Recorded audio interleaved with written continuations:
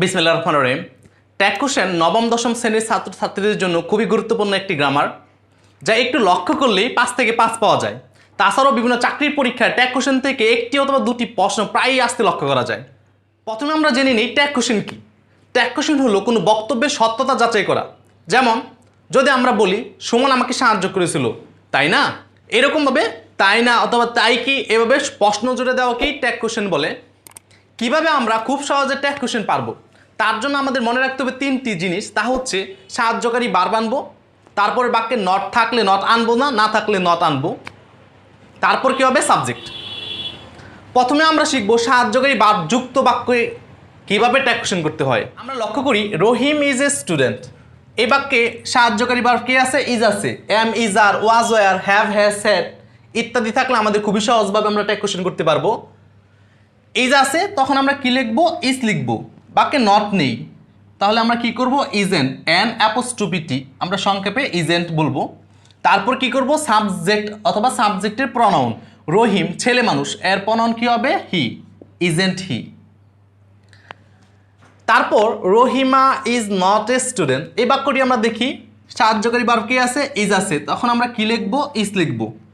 তারপর দেখবো নট আছে কিনা, লক্ষ্য করি নট আছে, তাহলে আমরা নট আর লেখার দরকার নেই। তারপর আমরা কি করব? সাবজেক্টের কি করব? প্রনাউন ইউজ করব। রহিমা মেয়ে মানুষ, তাহলে আমাদের কি হবে? শি হবে।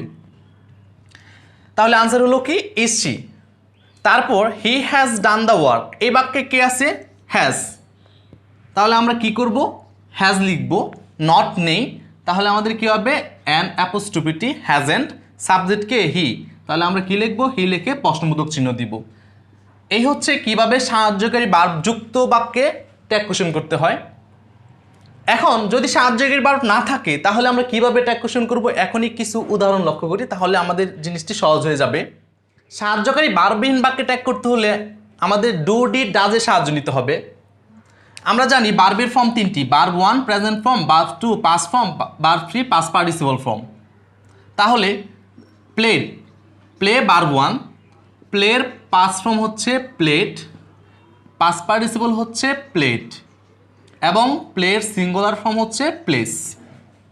তাহলে আমাদের মনে রাখতে হবে যদি ভার্ব 1 হয় তাহলে আমরা ট্যাগ করব ডু দিয়ে, যদি ভার্ব 2 হয় তাহলে আমরা ট্যাগ করব ডিড দিয়ে, আর যদি ভার্বের সাথে এস থাকে বা ইএস থাকে, সিঙ্গুলার হয়, তখন আমরা ট্যাগ করব ডাজ দিয়ে। তাহলে they play football, Rahim played football, Sakib plays football. আমরা খুব সহজেই বলতে পারি প্লেস, এস আছে ভার্বের সাথে। এই বাক্যের ট্যাগ আমরা কিভাবে করব? ডাজ আনবো, নট নেই, তখন আমরা কি করব? অ্যান অ্যাপোস্ট্রোফি ডাজেন্ট করব, এবং সাবজেক্ট সাকিব, সাকিব ছেলে মানুষ, তাহলে কি হবে? হি, ডাজেন্ট হি। তাহলে আমরা যদি দে প্লে ফুটবল কি করি, কিভাবে করব? প্লে, লক্ষ্য করলাম প্রেজেন্ট ফর্ম, তাহলে অবশ্যই আমাদের কি হবে? ডু হবে। নট নেই, তাহলে কি হবে? Do not. সাবজেক্টকে দে, তাহলে আমরা কি লিখব? Do not they.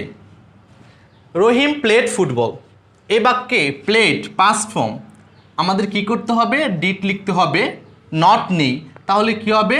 ডিডেন্ট, এবং রহিম সাবজেক্ট ছেলে মানুষ, তাহলে কি হবে? হি। আনসার হলো ডিডেন্ট হি।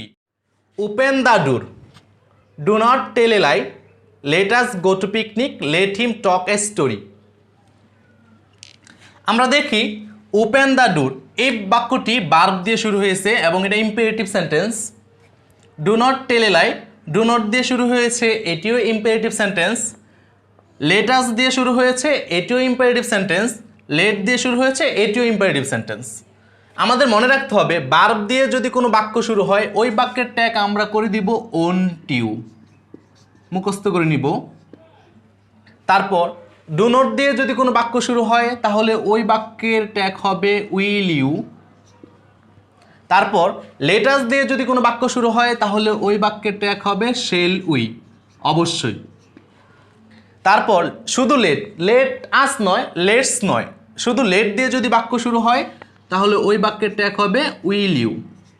এভাবে আমাদের অন্যান্য বাক্যগুলো যদি এরকম হয়, ভার্ব দিয়ে শুরু হলো ওন টিউ হবে, ডু নট দিয়ে শুরু হলো উইল ইউ হবে, লেট আস দিয়ে শুরু হলো শেল উই হবে, লেট দিয়ে শুরু হলো উইল ইউ হবে। আমরা দুটি ব্যতিক্রম বাক্য দেখি যা অনেকেই ভুল করে থাকি। Everybody loves me, nobody loves me.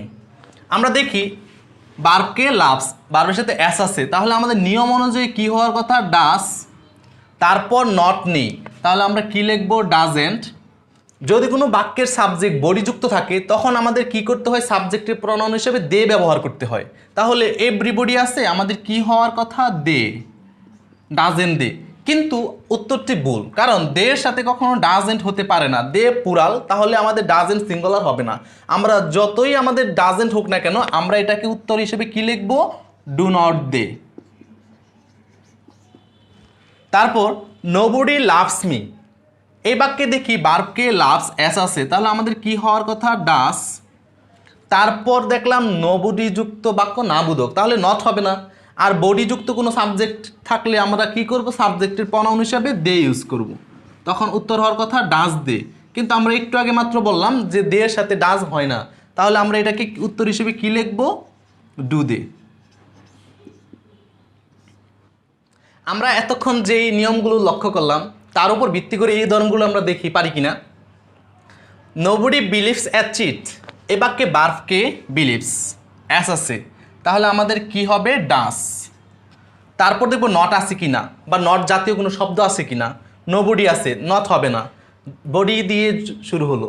Subject যদি বডি যুক্ত থাকে তখন আমাদের কি হবে দে, ডাস দে।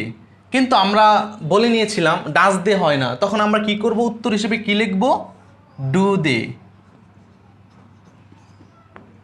তারপর এভরিবডি হেটস হিম, এই বাক্য কি আছে দেখি আমরা, বার্বকে হেটস অ্যাস আছে, তাহলে আমাদের কি হবে ডাস। নট নেই, তাহলে আমাদের কি হবে নট, ডাজেন্ট হবে। তারপর লক্ষ্য করলাম সাবজেক্ট বডিযুক্ত, বডিযুক্ত সাবজেক্ট থাকলে আমাদের কি লিখতে হবে, দে, ডাজেন্ট দে। আমরা তো ইতিমধ্যে জেনে ফেলছি ডাজেন্ট দে হয় না, এটাকে আমরা উত্তর হিসেবে লিখব কি, ডু নট দে। তারপর he has to drag a miserable life, এই বাক্যে বার্বকে আছে হ্যাজ, তাহলে আমরা কি লিখব, হ্যাজ লিখব। তারপর দেখবো নট আছে কিনা, বাক্যে নট নেই, হি has to drag a miserable life, not নেই, তাহলে আমাদের কি করতে হবে, অ্যান অ্যাপোস্ট্রোফি হ্যাজেন্ট, সাবজেক্টকে হি, অবশ্যই আমাদের এখানে হি কোন হাতের হবে, ছোট হাতের হবে, হ্যাজেন্ট হি। তারপর he can hardly succeed in life, এই বাক্যটি আমাদের ভালো করে দেখা উচিত। এই বাক্যে বার্বকে আছে ক্যান, আমরা কি লিখব, ক্যান লিখব। কিন্তু হার্ডলি নাবোধক শব্দ, এরকম নাবোধক শব্দ আছে hardly, seldom, little, few, scarcely ইত্যাদি যদি বাক্যের মধ্যে থাকে তখন আমাদের কি করা যাবে না, নট আনা যাবে না। তাহলে এই বাক্যে হার্ডলি আছে বিধে আমরা নট লিখব না, সাবজেক্টকে হি, তাহলে আমাদের আনসার হবে কি, ক্যান হি। তারপর let us always speak the truth, এই বাক্য যদি কী দিয়ে শুরু হলো, লেটাস। আমরা বলেছিলাম যে যদি কোনো বাক্য লেটাস দিয়ে শুরু হয় তখন আমরা মুখস্থ হিসেবে কী আনিয়ে ফেলবো, শেল উই, তাহলে আমাদের উত্তর হবে কি, শেল হুই। অনেক সময় আমাদের নাথিং অথবা এভরিথিং যুক্ত বাক্যে ট্যাগ করতে বলা হয়। আমরা এই দুটি বাক্য লক্ষ্য করি, এখানে বার্বকে ইজ, তাহলে আমরা কি লিখবো, ইজ লিখব। তারপর দেখলাম বাক্যের মধ্যে নট নেই, তাহলে কি হবে, isn't.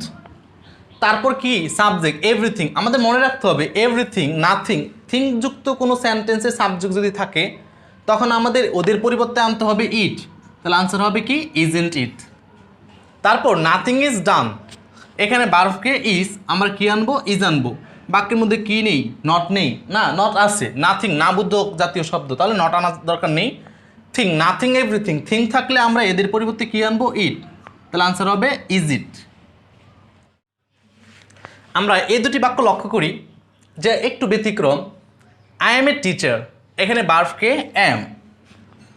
I will do the work, এখানে বার্বকে উইল। আমাদের মনে রাখতে হবে অ্যাম এর সাথে যখন আমরা নট যোগ করতে যাব তখন এটি দাঁড়াবে আরেন্ট। উইলের সাথে যখন আমরা নট যোগ করতে যাব তখন উইলের সাথে নট যোগ করলে কি হবে, ওন্ট হবে। তাহলে যদি উত্তর লিখতে বলে আই এম এ টিচার, অ্যাম আছে, তাহলে অ্যাম লিখবো, নট নেই, অ্যাম নট। কিন্তু অ্যাম নট লেখা যাবে না, আমাদের কি করতে হবে, আরেন্ট হবে। তারপর কি আছে আই, তাহলে আমরা কি লিখবো, আরেন্ট আই। নিচের বাক্যটি I will do the work, will আছে, উইল লিখবো, নট নেই, তাহলে উইলের সাথে নট যোগ করলে অবশ্যই আমরা জেনে ফেলছি ওন্ট হবে, তাহলে আমাদের উত্তর হবে ওন্ট। তারপর আমাদের সাবজেক্ট কে, আই, তাহলে আমরা লিখবো ওন্ট আই। এই হলো ট্যাগ কোশ্চেনের খুঁটিনাটি। আশা করি আমাদের এই ক্লাসটি দেখে আপনারা অবশ্যই উপকৃত হয়েছেন। আমাদের এফএমপি ইংলিশ চ্যানেলটি সাবস্ক্রাইব করে রাখুন এবং পাশে বেল আইকনটি অল দিয়ে রাখুন, তাহলে পরবর্তী সময়ে আমাদের ক্লাসগুলো খুব সহজে আপনারা দেখতে পারবেন। ধন্যবাদ সবাইকে।